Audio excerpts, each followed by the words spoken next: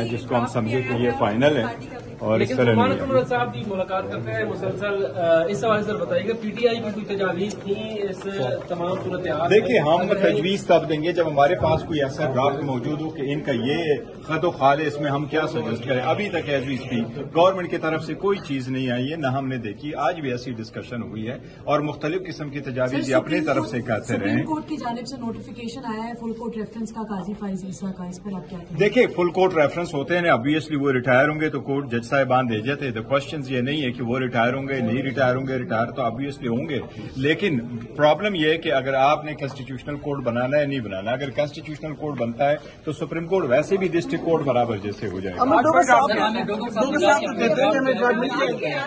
نہیں وہ حکومت کا ڈرافٹ نہیں، وہ وکیلوں کا ایک ان پٹ والا ہے، وکیلوں والا ان پٹ والا ہے، وہ وکیلوں کے ان پٹ والا ہے، وہ گورنمنٹ کا ڈرافٹ نہیں ہے. وہ جو وکیلوں نے دیا ہے، کچھ جو ججز کی اپوائنٹمنٹ ہے اس سے ریلیٹڈ جو آئے توڑے سے ان پہ انہوں نے ان پٹ دی. سر کمیٹی کا اجلاس میں شریک ہوں گے سر؟ دیکھو ہم بائیکاٹ تو نہیں کر رہے کسی چیز کے، ہم یہاں نہیں اجلاس نہیں، اجلاس اب کل 12 بجے.